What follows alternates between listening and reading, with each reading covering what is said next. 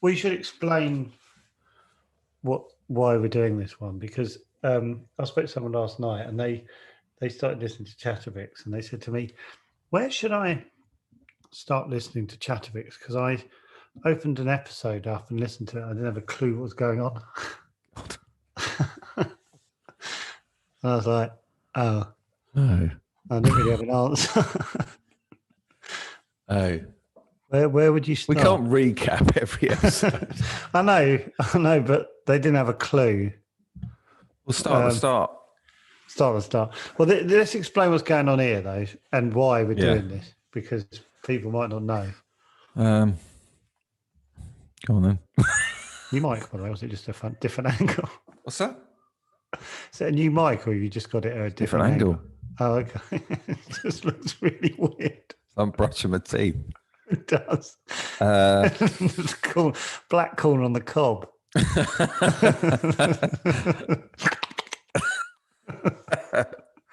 Right, let's go on with this. Basically, we went to number one in the charts. Don't know if you knew that. We haven't banged on about it. But we didn't just go to number one in the comedy charts. We went to number one in all categories. I repeat, all categories. Big boy stuff. Yeah. So we were at number one, and then Alistair Campbell's podcast, or Alistair Campbell, tweeted that, after 7 weeks at number one in all categories, we've been knocked off the top spot by basically, what the fuck is Chatterbox? Yeah, he said FTF Chatterbox. FTF? What the fuck is Chatterbox? What FTF? That's right. No, WTF, sorry. So he could have just said, congrats, lads, I'm back on top spot. But he said, what the fuck is Chatterbox? Valid point, in my opinion. Yeah. Because I don't quite know what it is. No, but give us a break, mate. So we challenged him to come on. No, I didn't really. He just got Lizzie at Acast to email him. I was gonna build it up like some kind of beef. But what it's got to be a beef. Oh yeah, but it is. We're going to run rings around you, Alistair. We're really not. I've been listening to his podcast. There's absolutely no way we're going to ruin. I'm fucking intimidated by this guy. He's got a fucking brain on him. I know. Shit. Right. Also, go on. I was just saying, I listened to some of his podcasts, and fuck me, I had to Google every 2 or 3 minutes. All right. Well, I'm not, fair play to him. He's got a brain on him. But this is... What? But what? What am I trying to say? Yeah, what are you trying to say? Yeah, he's got a big old brain on him, but what? What are you going to come back with? I genuinely want to know.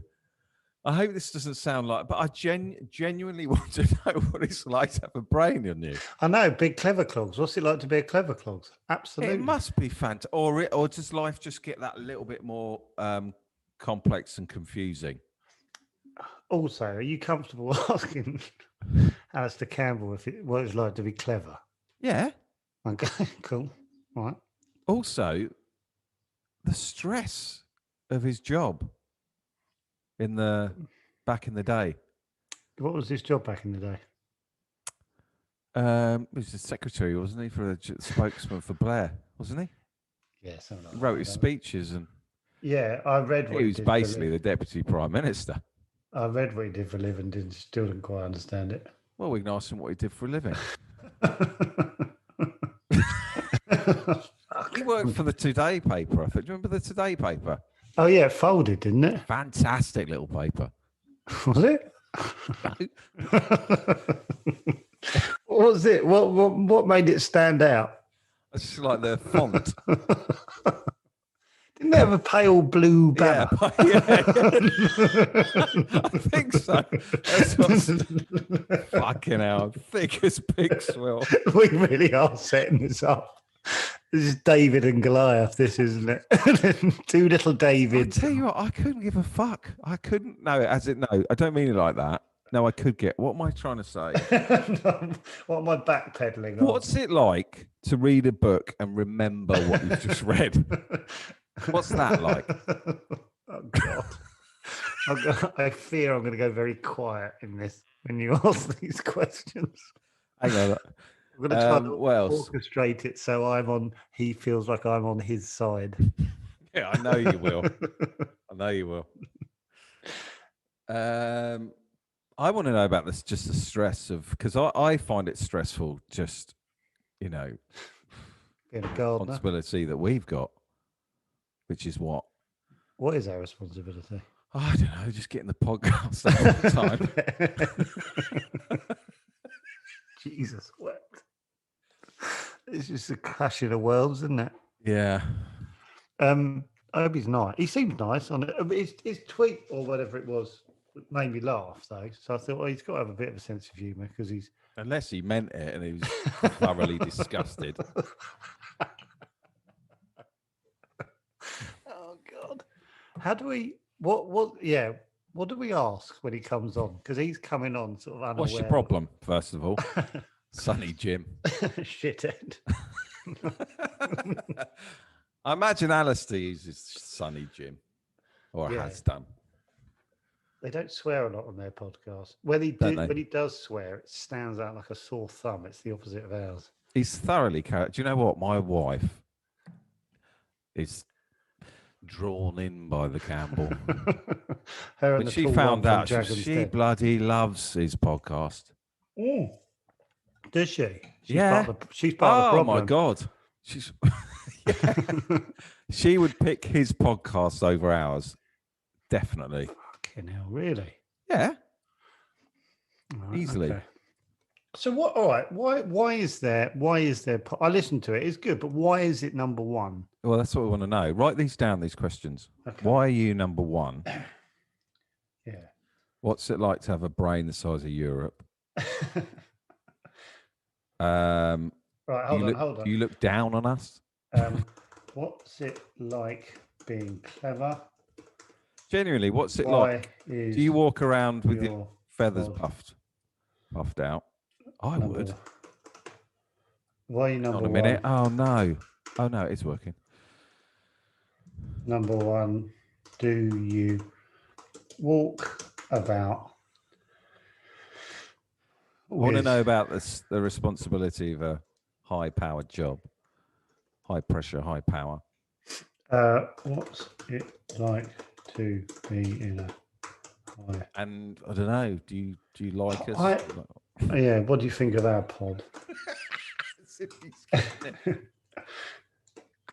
You know what I think when I think about someone like him is what's it like? He has to keep on top of everything that's going on in the world. Oh, turn it in. Who cares? Thankfully, people like him. I'd rather be like Winnie the Pooh. I really would. What, the old head in the sand? Head in the honey jar, whatever. I really would. Licking out the inside of a big honey jar while the world goes on. It must be exhausting. Unless, he's obviously got a passion and enthusiasm for it. Oh, clearly, yeah. Like you have for Only Fools and Horses. Yeah. So you don't go, I've got to watch another episode of that. You just dive in. I revel in it. Oh, here comes Mr. Campbell. I've already receded to childlike. Hello? Alistair Campbell. Hello, Alistair Campbell. Can you hear me? We can hear you. Yeah, we can hear. Can you hear us? I can hear you both. What's your problem with our pod? Well, I don't have a problem. I don't have a problem with it at the moment. Well, we're coming for you. I've never been this confrontational, but we're coming for you, down mate. The shot again. That's good. Yeah, I know. It's awful. What have you done? How did you feel, Alistair, when you... Well, welcome, by the way. Yeah, welcome. Hello, nice to meet you. Sorry, Thank you. Went in a bit hard there. Sorry. How did I feel? Well, first of all, I didn't see it coming because I didn't know what it was. I didn't know what you were doing. I didn't know why I was there. And then we've been like number one for weeks on end. Yeah. And then suddenly this thing, when I first saw it, I literally, because I didn't have my glasses on, I thought it said Weetabix. Yeah, well, kind of where we've come from organically. Yeah. Yeah. So listen, are you I just recognize you guys now.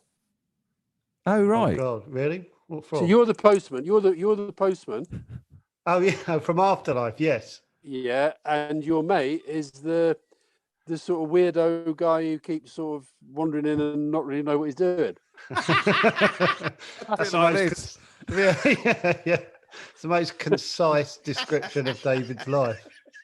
Yeah, Yeah. but I Yeah. loved Afterlife. I actually Oh, see thank that you. place where you used to drop the letters off. We walk the dog there nearly every day, and I bump into Ricky Gervais and his missus all the time. Oh, I really? do. That's because he always Yeah. films within half a I half a know. mile of his house. Yeah, he's the I know, it's laziest man brilliant. on the planet, basically. Yeah. And I love Yeah. the fact that the town or the village where the thing's meant to be set, I know exactly where that shot is taken from on the heath. I know the exact spot. Yeah. Yeah. It will be 5 minutes from his front. Yeah, you can see. He walks home after he goes, right, cheers, everyone. He's 6 minutes. He's in his house with a glass He of barely wine. Well, I'll gets tell you out what, of his pajamas. You know the guy. I do see him a lot on there because we walk the dog every morning. I see him a lot, and it's quite interesting because he obviously loves animals, but he and his missus don't have a dog. He No. always They got a cat. They got a cat, but you can't really take a cat for a walk. It's not the same. No. I think no, I it's think not. I think it's because he says because he's away a lot and he thinks it'll be Yeah, cruel to the dog. And, yeah, I get And that. I don't He think he can. I don't think he can handle the death of the pet. or the responsibility. Yeah. Or anything Well, that the goes thing with looking I after an got from animal. Afterlife is that he's clearly quite keen on the theme of grief, isn't he? Yeah. Yeah. Well, he spent 6 years writing about it. Yeah, amazing. Yeah. Did you enjoy it? That was great. Oh, I fun. loved it. How much Great is that? fun, How wasn't much it? is that lived? Quite a lot. Yeah, he has a structure of it, and then he lets us piss about a bit, doesn't he? Yeah. Yeah. We got a lot of space to play around. Yeah. Yeah. I've got to say as well, the other reason why me and Fiona loved it is that we met and we started out on a local paper in Devon called the Tavistock Times. Oh, I did live in you? Devon. I live in Devon. Oh, well, we started on the Tavistock Times. That's where we met in Plymouth, and we started on the Tavistock Times together. Oh. And honestly, the local paper element of the whole thing is just so funny because it is that stuff happens. Yeah. Well, we got interviewed, didn't we, Joe, by the Devon Times? Oh, that was amazing. It was- We had to do a lot of the heavy lifting on that interview, if I remember rightly. yeah. There was a lot of staring like this. Yeah, I felt that like the journalist fell in love with you, Joe. I thought there was a little twinkle. he's only. yeah, I'm sure he's only human.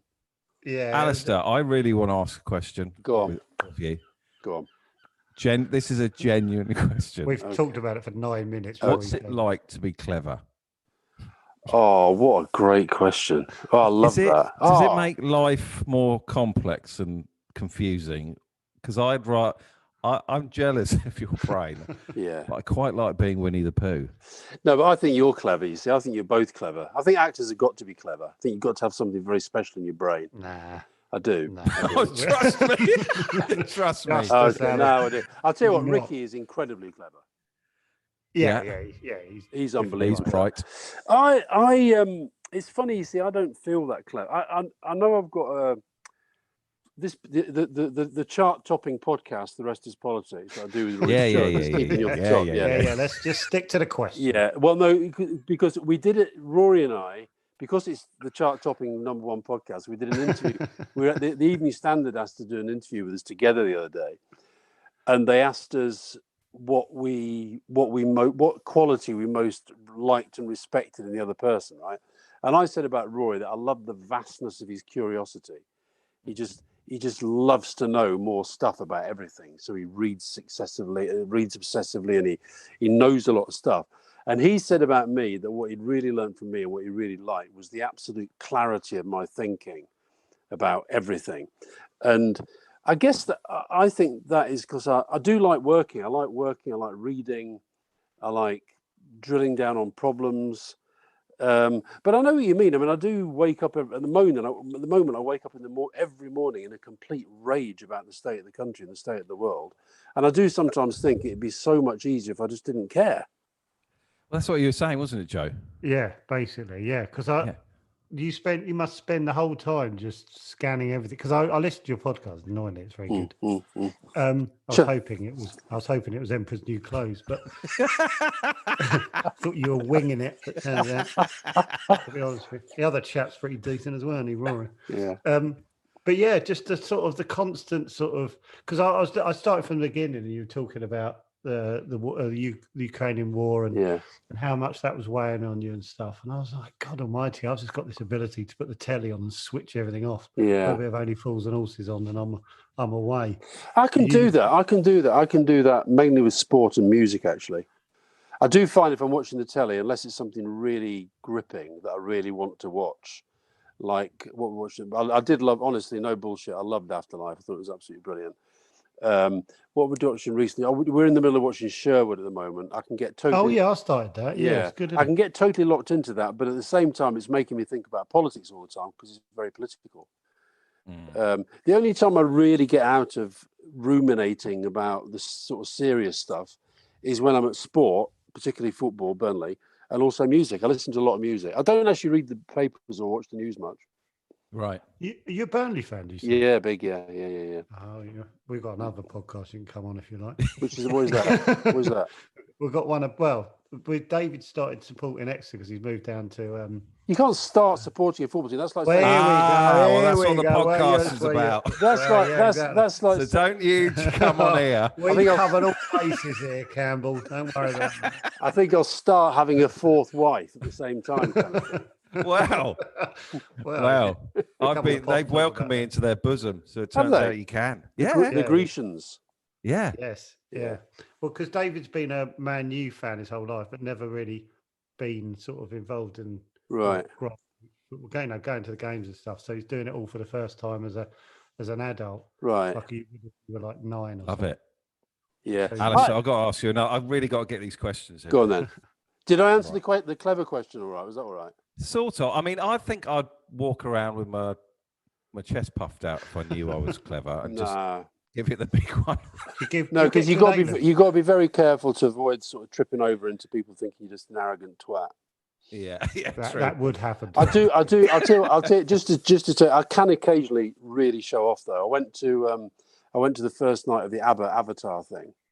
Oh yeah. We got a story. We got a story. Right, which I showed off by telling people that when I was at university doing languages, my party piece, I used to be able to sing ABBA lyrics in three languages at once. And so I did that. Well, I can swallow Satsuma whole. Can you? Yeah. There was that can kill you though. Yeah, I know. Every time it nearly kills me. I haven't got 3 languages to fall back. Right. We have a TV reviewer on this podcast every Friday. Yeah. And he is the bass player in that ABBA show. On stage? Yeah. Guy in a white suit. Yeah. Well, listen, honestly, it's brilliant. I love it. The night we went, we were sitting, the real ABBA were there, and I'd actually met Bjorn, because did you know Bjorn's got a podcast? Is it? And Bjorn's podcast is interviews with ABBA fans, and he wanted to interview me about my ABBA fandom. So I'd met Bjorn, and then we were sitting near the real ABBA, King of Sweden to our left, but most excitingly, in front of us were the 4 young dancers who did all the moves that were then being played through the avatars. Oh, right. And they were crying, and they were just so happy. The band, by the way, tell your mate, the band is absolutely brilliant. They're the bit that make you feel you're at a live concert. Wow. Oh, wow. Well, we keep saying to him he must be tremendous at the bass. Yeah, he plays it. He won't have it. Yeah, he does play it down, but yeah. It's honestly, it's one of the best things. The only thing I'd say is it's the once you got into it, and I felt right, I really am like at a live ABBA concert now, which of course I'd never been to when I was younger. But the one sort of, this is where the clever bit came in, Dave. I started to worry about it. I started to think, I bet you Donald Trump has got somebody at the moment who's working up avatars of, his opponents, who will suddenly get fake footage of them, doing stuff they shouldn't be doing and all that. I think it could take you into a pretty dark technological place. Well, it started to do it, haven't they? People have started to mimic actors and stuff. Yeah, and, yeah. Did you say you had that thought whilst watching the ABBA show? I did, yeah. I did. Did you? Yeah. See, we got to get you to switch off. Yeah. Just be stuffing more teasers into your face and having a lovely time. I didn't have any. I did have. What did I have to eat? The food was good at the launch. Very sort of Swedish. Very kind of sort of lots of little fish nibbles and little sort of biscuit things, and yeah. Right. And the real dancing queen was there as well. Who is the real dancing queen? She's the queen. She's the queen of Sweden. Because that song was about her dancing on her wedding night. Oh right. Yeah. Do you want to do a pub quiz with us? Because I think we could be quids.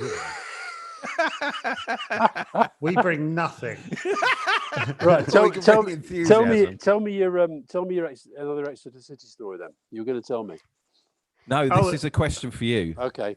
What's it like to have What's it like to have a high-pressured, high-powered job? Because just the thought of having to upload the podcast at the right time can keep me up at night. Yeah, we argue over that, don't we? Did you sleep throughout the 90s? Well, the first thing I'd say to you is that I don't know how to upload a podcast, so you're already cleverer than me. Oh, yeah, I literally don't know how to do that. I wouldn't know. You'd learn it in 9 seconds. I don't know if I would, because I'm technically very, very, very, very bad. Really am bad. Right. But did I sleep? I slept all right. I had then, and I still have about 6 or 7 quite insomniac nights. But I think I'd have that whatever. I don't think it was to do with the pressure. I think the thing I always say, pressure's good, stress is bad. So pressure I like. When you guys are acting, you're under pressure. You feel you've got to perform, and the pressure's good to make you perform. But stress is when you start to feel, that thing when you start losing things and your credit card goes walkabout and you can't remember where you put stuff, and that's when I know I've just got too much going on. I've got a lot better as I've got older at sort of just sitting down and saying, right, okay, why is this happening? And trying to, but it would. The other thing I'd say is I once I got a chest infection. I went to see my doctor, my GP, and he said, "Listen, this has got nothing to do with your chest. This is all about stress." I said, "What are you talking about? I'm fine. Things are quite quiet at the moment."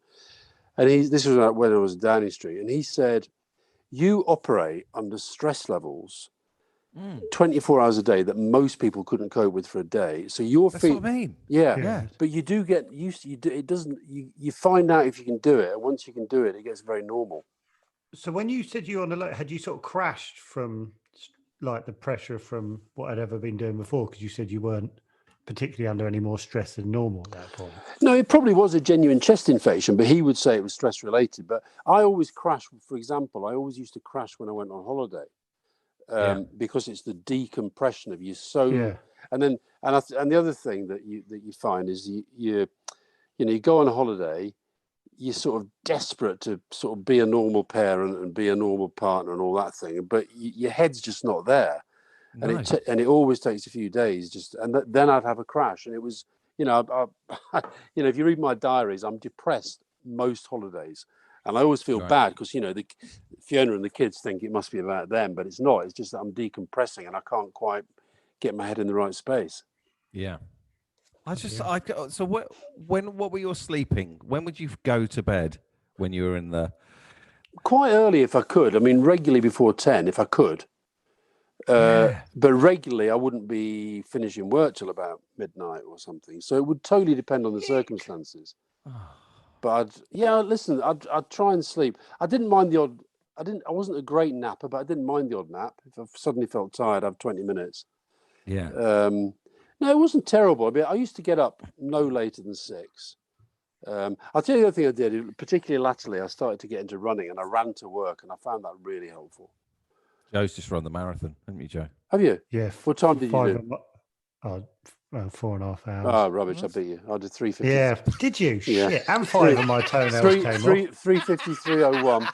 How old were you? How old were you when you did it? 47. Right. Well, I was 49, and I beat you.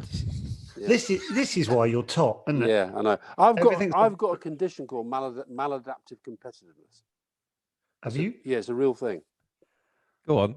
Well, it just means that, like kicking people when they're fifth in the charts, basically. Yeah. Yeah, no, it's like when you. I'll tell you, I've got my phone here. The minute when I checked on the charts that morning, you were at number one. I did send a message to the producer of the podcast. Who the fuck are they? What the fuck is going on? This is amazing. And he sent me, and thankfully we had Tony Blair on as our first special guest. Oh, that gave us a few thousand extras straight away, and we went. You were only there for about 10 minutes. Yeah, right. we were going to get him on, but we cancelled him because you've done him. So do you do this every day? Yeah, when we're in the thick of it. Yeah, basically, yeah. Every day. Yeah. So even though we're only doing 2 a week, we're still ahead of you. That's amazing, isn't it? That must make you feel really shit. Yeah. Yeah, it does actually. Yeah. It does. Yeah. I mean, most of our episodes is us moaning about where we are in the chart. Yeah. What's it like having a point to your podcast as well? Because genuinely, most times I come off our pod and go, "What is the point of this?" Well, we had a question last week on that. Somebody said, I enjoy listening to you. What is the point of it? I heard you. Yeah, you didn't really answer it. Well, you did actually. You said. I said I saw it as part of trying to change the way that politics is debated and stuff. But there's no bigger point than that. It's not going to change the world. Your point. Shall I tell you what I think the point of yours is? I'd love to know. It's a combination of entertainment for others and therapy for yourself. Yeah? Yeah, I think you've hit the nail on the I think head. it's 80% therapy, though. Yeah, that's good. That's exactly what it is. Have you listened to any of it? Then? Yeah. Of course he hasn't. I did. Because I wanted to find out. I mean, only the first 10 minutes. I can't imagine your face, what your face looked like when you were listening to us. Why? Like that, probably. No. Just utter baffle. Because it's such garbage. You're talking about... No, it's not. We've interviewed Steve Davis. We had a cracking have you chat. interviewed Steve Davis? No, but you people do say I look a bit like him, though. Right. Oh, that's a I compliment. tell you who we interviewed, you'll like, a guy called Mark Roberts, who's the greatest streaker in the world. Oh, right. How many times he streaked at the Super Bowl? Crufts twice. Wow. World Cup. Chelsea Flowers. What did he get out of it? A very, very good question. I think, he was a professional streaker for a while. Well, he got paid? Got paid, yeah. By he got paid to write, like, Coral's betting shop across his arse or something. Okay, yeah. An amazing story, though, when he tried to get into the... I think they're going to try and make a film of his life, aren't they? Someone's writing it now. Do you remember the name? Do you remember the first the woman that really made streaking famous? Yeah, Erica, at Twickenham. Yeah. And she was made famous, I think, by the policeman who tried to cover up with his helmet. That was helmet over there. Yes. Yeah. Oh God. Yeah. Imagine doing it at Crufts. Apparently, he got manhandled, didn't he, by security? Yeah, but he could argue that that it's a dog show. The dogs are bollock naked. Why can't he? Yeah. Oh yeah. Wouldn't get him far, but nobody minds looking at the dog's bollocks, do they? No. Is it why we pass your number on to him? And what about that? The other guy you should get on. There's that other guy who walks up and down the country naked the whole time. I've watched that documentary. And then he gets out again. And The Naked Rambler. That's right. Yeah.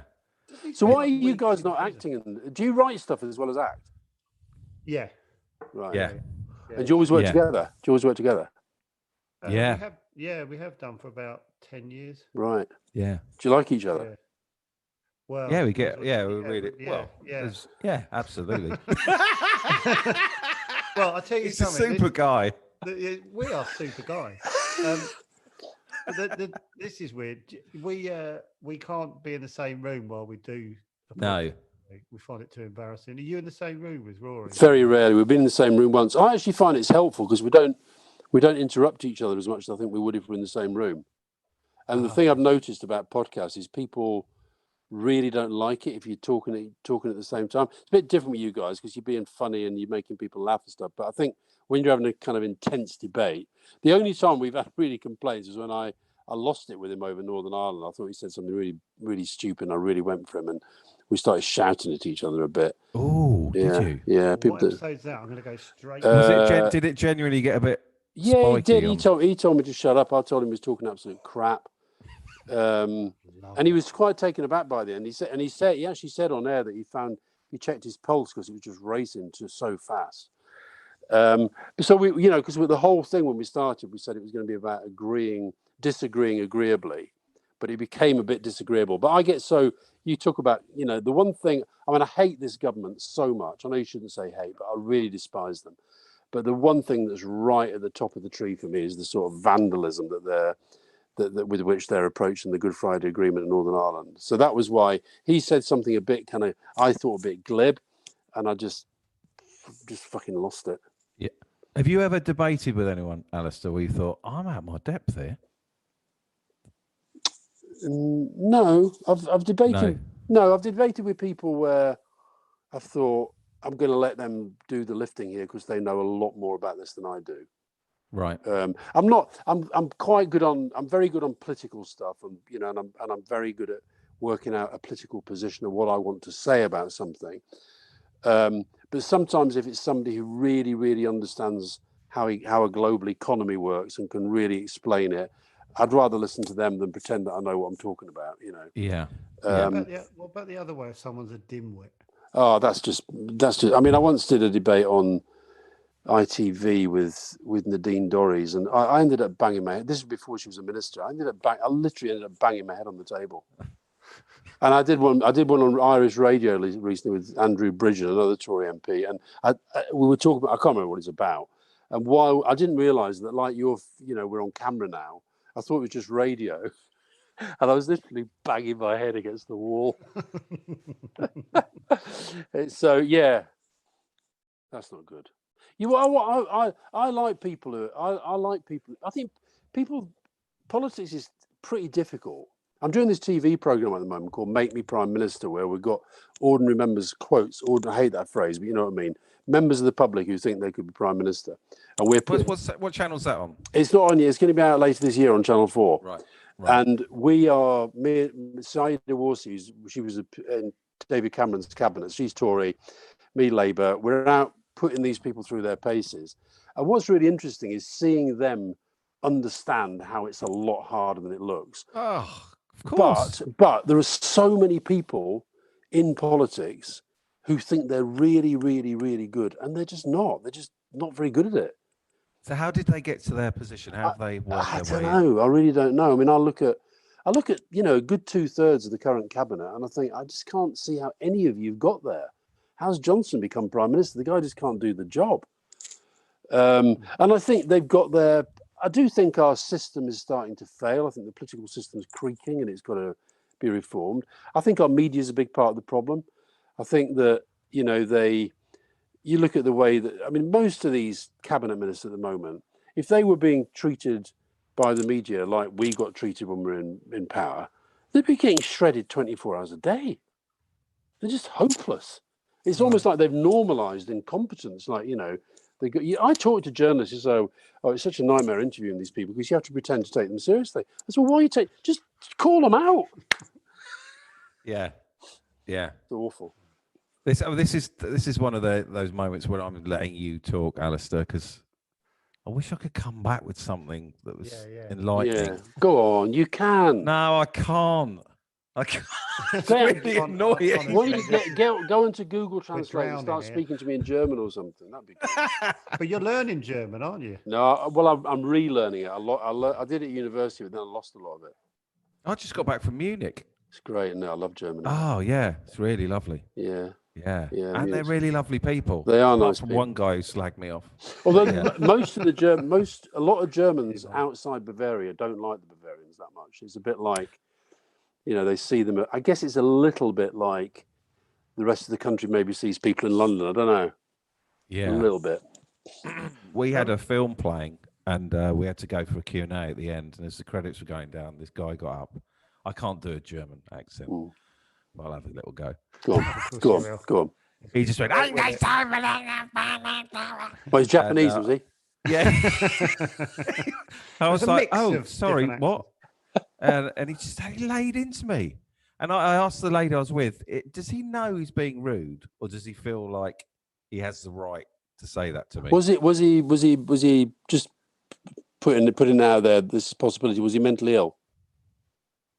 Well, I mean, no, he wasn't. But Right. I mean, socially odd to Was say it, that he to just someone. didn't like you? What was he saying to you though? Do you know? He said my English slang that he didn't want to watch it in the film. I don't know what he was talking about, but he didn't like the way I was talking. Right. Your film's pretty unoffensive as well. What's it? What's the film about then, and why? And why is it got a German angle, or is it just that your afterlife has made you two so sort of global stars? Is that what's going on? No, it's about a guy who builds a robot. A Right. lonely guy who builds a robot. It goes And, around killing Germans. Yeah, he goes around killing old Germans. Reliving And he didn't wars. like it. Is didn't it like really it. about killing Germans? No. Oh, good. Okay. Now listen, I've just noticed something as well. The way you guys laugh, right? You look like Bradley Wiggins. Me? Yeah. Oh, love that. Yeah, I'm happy with that. You look like Bradley Wiggins, and you look like Jurgen Klopp. Yeah, I've had that. Have you? Because I've had Wiggins before. Have you? Have you? Yeah, I've had Wiggins before. Yeah. Yeah, especially now. I think now he's got a full beard again. Oh yeah, and he's put on a bit of weight. He's putting a bit of weight. Yeah, he's put on a bit of weight as well. He's put on Yeah, muscle. so He's put on muscle. more. I interviewed him for Men's Health recently, and I saw him changing his shirt. He's still ripped, but he's just bigger. Oh, that's why then. Yeah, he's the Tour de France winner, isn't he? Yeah. So I've just started getting into that, learning the. I love the Tour de France. Yeah, I had no reason. I had no idea there were so many sort of races within the race. Oh, it's the Tour de France. We quite often go down for it. Do you? Oh, I love it. Yeah. They still do a bit over here. They do sometimes. They've done.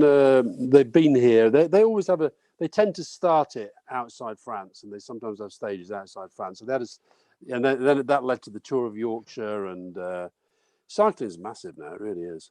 I've just realised. I assume you're an expert on everything. I was just asking you questions about the Tour de France. Yeah. I was like, me? Yeah, I'm just learning it. As a... yes, you, David. I assume at the You play cricket, Alistair. Do you watch cricket? I used to play cricket. Yeah, love cricket. Yeah, same here. Yeah. I'm trying to just catch you out. Is that your? What's your number one sport? Is it cricket? Yeah. Yeah. Yeah. I was the founder member. Here we go. Of the Jeff Boycott fan club. Were you? Yeah, when I was 8. Really? Yeah, and then I can't imagine many people were up for that. Well, nor was he, because I went up to him after England were playing India at Headingley, and I went up to him in the car park. I waited for hours. I remember Bishan Bedi was bowling for India. I remember the spin bowler, and I remember I had a really nice chat with Bishan Bedi and got his autograph and all that stuff. Then Boycott came out, and I told him that I was a big fan and I've started a fan club for him, and he just said, "What do I want one of them for?" Wow, to a little 8-year-old. I was probably a bit older by then. It took me a few years to set the whole thing up properly, get the constitution, take minutes of the meetings. Anyway, so it didn't last very long. And then, of course, you still running it? No, I get once I started to realise that your heart's not in it anymore. No, I can just sense you've just drifted away from it. And once I started, breaking my heart. Once I started to realise that his politics weren't quite as attractive as his batting, Yeah, it didn't become. Would have got tricky at some point. Yeah. I love Jimmy Anderson though. Love Jimmy Anderson because he's a Burnley fan as well. Yeah, he is. Yeah. Oh, incredible. These people are. What's your sport then? Football. Who's your team? Yeah, Gillingham. Gillingham. Okay. Yeah. Ian Wright once scored a great goal for us against Gillingham. Did he win? When we got promoted from the second to the first, and he came on. We had Ian Wright for a while. Yeah, I forget that. Yeah, oh God, you did. Yeah, and we played at Gillingham. Remember? Yeah. Sorry, Burnley in the Premier. They are, aren't they? No, we've just gone down. They've just got relegated. Oh yeah, Ericsson. Ericsson, that's Brentford. That's Burnley... Brentford. Sorry. So you're proving that you're still basically a Man United fan. I was going to be. I'll because be honest you're with you, confusing Burnley and sound like Brentford. a Premier. Well, Burnley have been in the Premier League for the last 6 years. Yeah, it's always odd though. It's always odd when you see Man City are away at Burnley, and you're like, "Oh, has League Cup come round again? Is it?" When I was a child, the big three in the whole country were Man United, Spurs, and Burnley. So who was playing for Burnley then? Oh, we had some great players. Jimmy McIlroy. The period that I started to watch, Andy Lockhead, Willie Morgan, Ralph Coates. You're just looking at me like I'm talking German now, aren't you? They do sound made up. I promise they're not. It's God, that's amazing. So how many years ago was that? 50 odd years ago? No, more than that. I first saw them when we were 4, and we were reigning league champions. I've got a picture of it over there, and I'm now 65. So that's. Do you ever go back? Do you ever watch any games? Or do you? I go. if you're playing in- I go all the time. Virtually, do you? Yeah, virtually every game. Bloody hell! You fit all this. Yeah, how do you do? Yeah, How do teach you? us your ways. of You work fitting on the things train. in. Working on the train. You work on the train, don't you? Yeah. And you get to the game. You do a bit of. That's football is my big release. It really is. So you're in League One now. Yeah. No, Championship. A championship. Championship. Oh, we've gone up to League One. I was going to Yeah. say. Oh, we're at the we stage, are we? Yeah, we are at the Wii stage. What position I you- got invited into the Heritage Lounge. What position are you playing in this we squad? 12th man. My Part of daughter. the 12th man. My daughter Grace is a comedian, and she does this very. I've met her. Have you? Alistair. I went for breakfast with her in Did you? Edinburgh. Yeah. Oh, are you going to Edinburgh again? She's doing Edinburgh again this year. No, I went. This was 2018, 19. Yeah, we went for breakfast with Jen Brister. Yeah. Oh, brilliant. Well, she does this very, very, very. She's not really into football, but she does this very funny sketch about how I always talk about we with Burnley, and it's like and it is. There's something about football fans that we think we're part of the team when actually we're really not. But Well, she punctures my balloon, but it's very funny. I genuinely think our podcast had something to do with the promotion. What, the fact it that you just- got to number 1 for 3 minutes? No, our football podcast.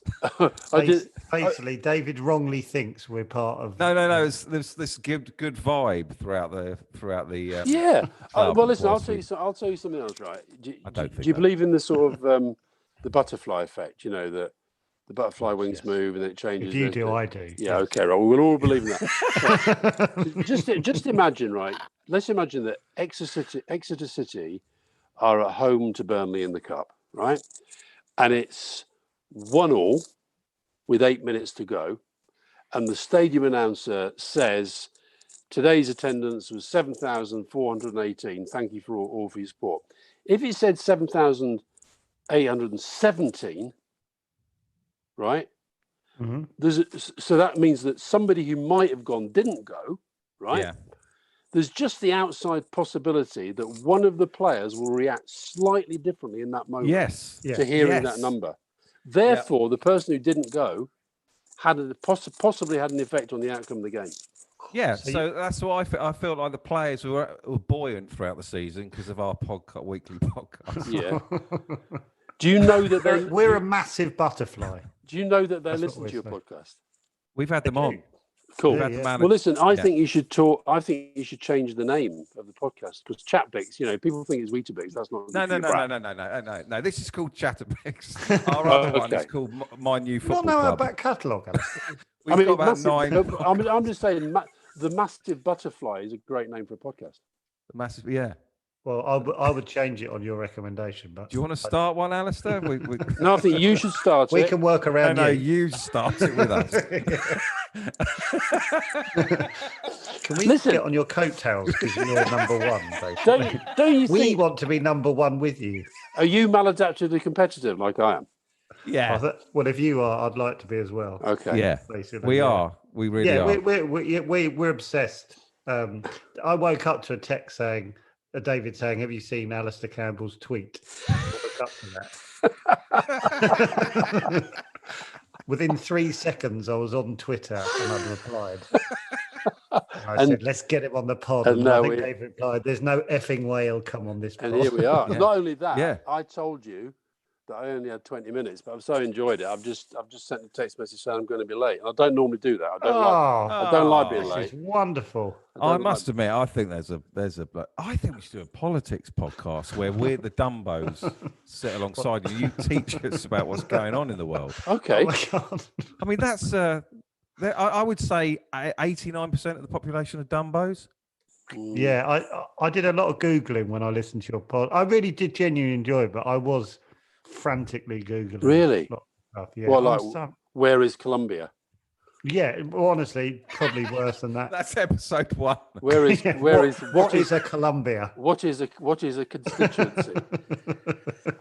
Honestly, it's not. It's probably half a rung above that, and I'm not even joking. Seriously. So what's the most interesting thing you've learned On your pod? In life? No, on the podcast. Yeah. Oh God. Come on. Why are you doing this to me? I know. I read up loads about what's going on with the abortion laws in America. Okay. On your pod. Yeah. I read loads of that. I knew about it, but not to the extent you guys were talking about it. And I was horrifically shocked. And stuff like that. So what I have been doing is sort of looking at stuff after your.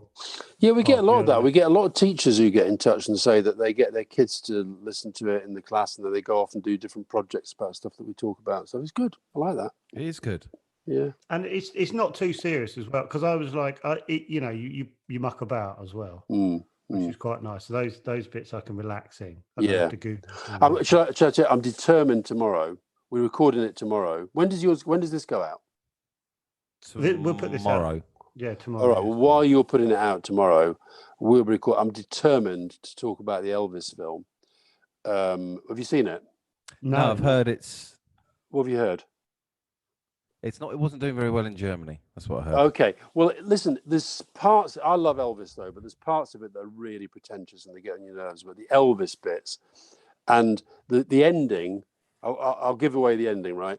It's basically when he dies, they play over this speech that Jimmy Carter made. He was president. That Jimmy Carter made when he died, and it reminded me of this incredible documentary that I saw a few years ago called Jimmy Carter, the Rock and Roll President. Jimmy Carter's massively into music, right? And so I want to talk about that tomorrow because I don't think politicians listen to enough music. Oh. What would that be? All of them. Why? Because they think they're too busy. And they have to be sort of, reading papers. And I always say they read too many papers. They spend way too much time following the news when they should actually be sort of thinking about their brain. It feels so unhealthy to me, that does, following the news 24/7. Yeah. I mean... So Jimmy Carter had an absolute, really deep understanding of music and culture and stuff like that. Yeah. Where was the doc? What was I can't remember where it was on. I think it might have been Sky Arts. I can't remember, but it was called Jimmy Carter, the Rock and Roll President, and it was all these interviews with him and all these rock stars who became really good friends of his. It's really interesting. I heard the Elvis film is possibly not connecting with anyone under sort of 45. Well, you say that, but my daughter, she's 28 with Grace. She went with us and she loved it. Oh, okay.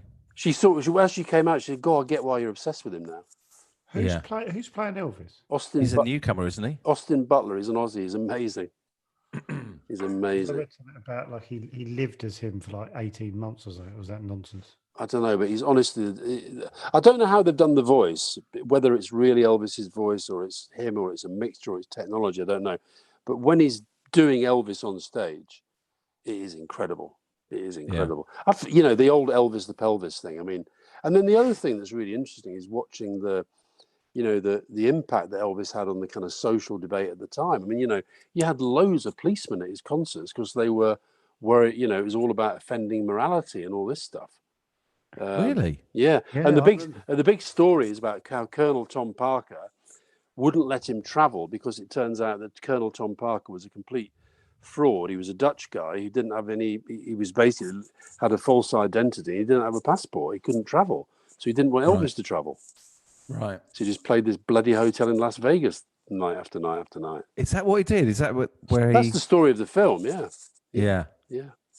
Right, I'm going to watch. You're more a Shakin' Stevens dude, aren't you, Joe? Yeah. And I'm not ashamed of it.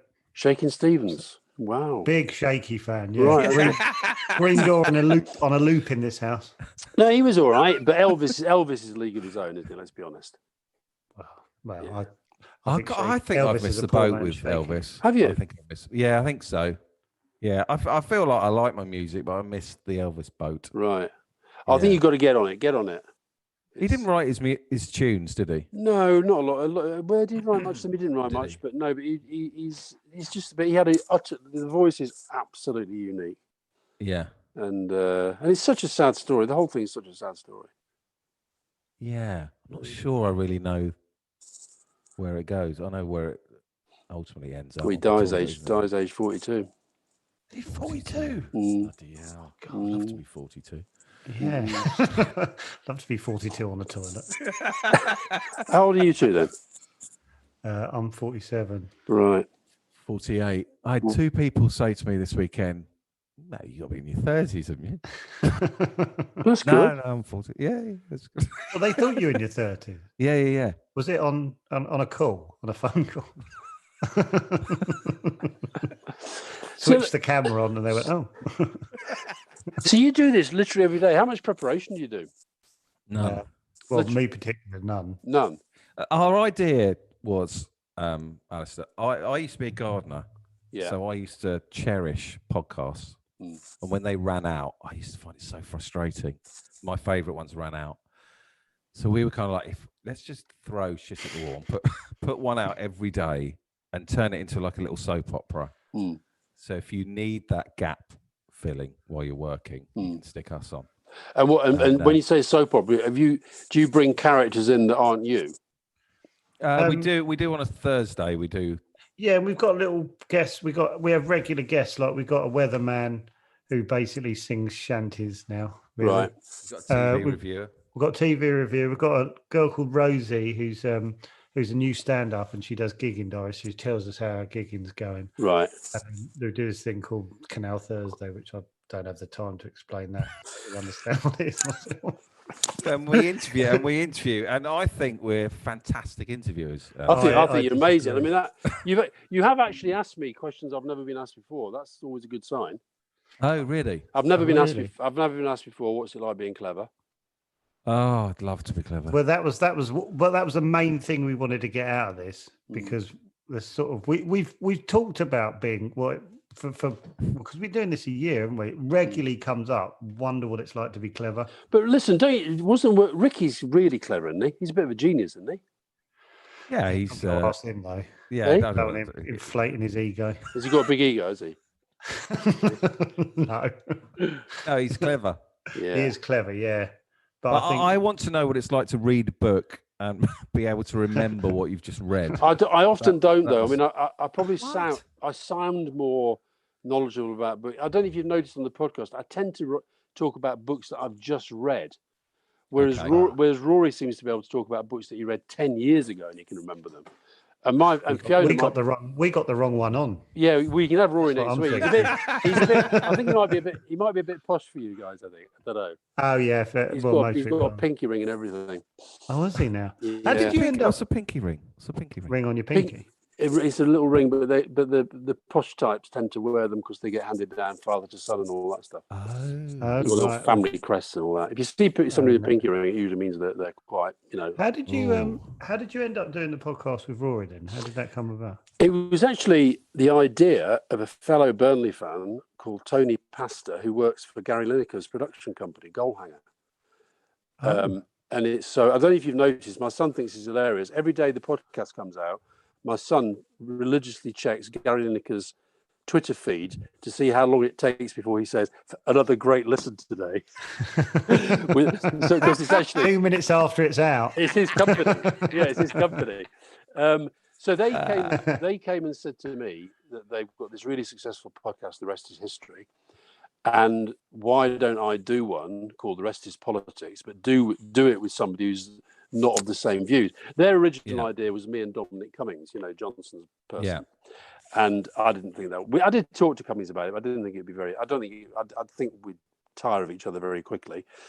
And then I did a thing on Instagram Live, saying if I did a podcast with a Tory, who do you reckon it should be? And honestly, so many people said Rory Stewart, so I phoned him up. Oh right, so you got no real.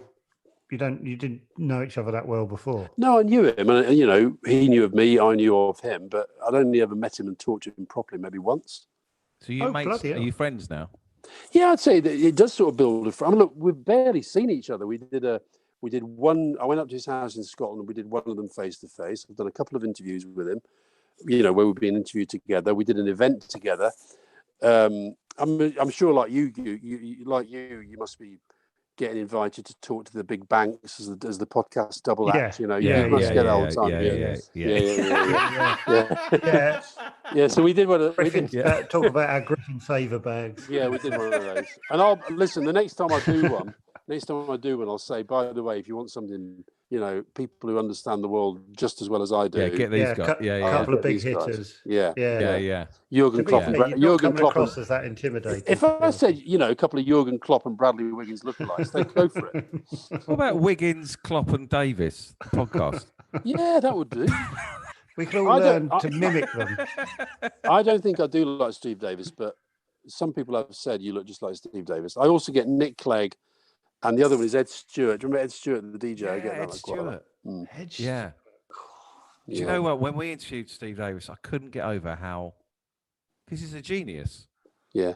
And I couldn't get over how down to earth and normal, sitting in front of a superstar, a legend. Yeah. He was great.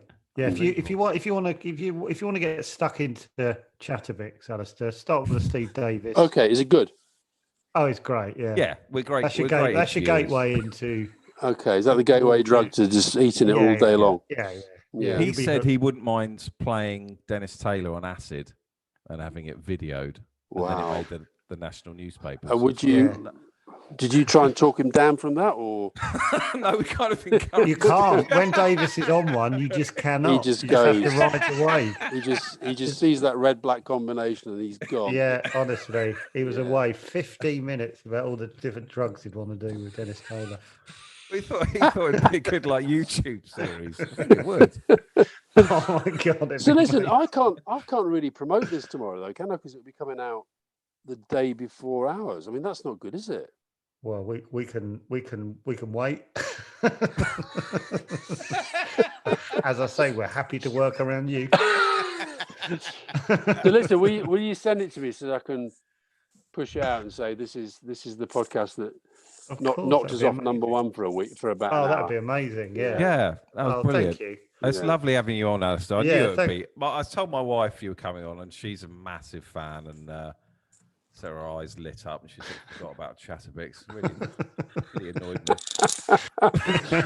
Well, she's part of the problem. She listens all the time. So. All right. Well, listen. Good luck, and I'll tell you what. I'll have a discussion with Rory about it, but I don't reckon he'll have you on the podcast. I'd love to have you on, but I just think he's. Yeah, that's Rory in a nutshell. Yeah, but I think if he met us, he'd go, "Oh, quite enjoy those guys." Yeah, a couple of different thinkers. Yeah, but you didn't go to the right schools, and you're not. What sounds like a challenge. Yeah. We can grind anyone down. Yeah. Now, just tell me one thing to make me happy. Just tell me that neither of you voted for Brexit. No, of course not. No. Good. Of course not. It's a fucking disaster. Fucking disaster. Yeah. No, we're not part of the problem. Hey? Yeah. We weren't part of the problem. So we got back onto politics. Down, my old hoop went a bit loose. well, God, I could make myself look an idiot any moment. God, nearly got through an hour not making myself look like an absolute plonker. And I do not want to fall at the last. Yeah. No, you've done it. No, you both done really well. Oh, thank you. Thank you very much, Mr. Campbell. Thank you. All Mr. right, listen, Campbell. great to talk to you. And it's funny you treat me like this because I honestly thought both of you in Afterlife, absolute geniuses.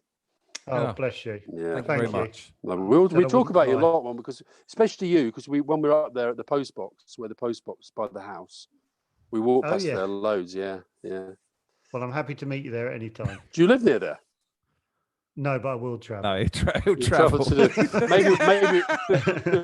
Maybe we could record the first Wiggo Klopp Davis episode around the post box. Around the post. Around the red. The red. Let's see if we can make it even more niche. Yeah. All right, guys. Cheers. See you Thank later. you very much. Bye-bye. See you later. Bye. Wow. What a lovely man. What a lovely man. He talked to us for 50 minutes. Yeah. What an easygoing, lovely man. Oh, I get it. I get what your wife gets. Yeah, well, yeah. She's into him. I am. He was clever, but he didn't make us feel stupid. That's a gift. Wouldn't it be amazing to get someone on who's clever and makes us feel stupid? I think I'd that's love the to see easiest us thing in the sweat. world. Oh my God. I feel so vulnerable when I don't know about something. Granville. Oh God. Don't ask me. Don't ask me about anything. Don't ask me a direct question. Oh dear, what a nice man. Good fun.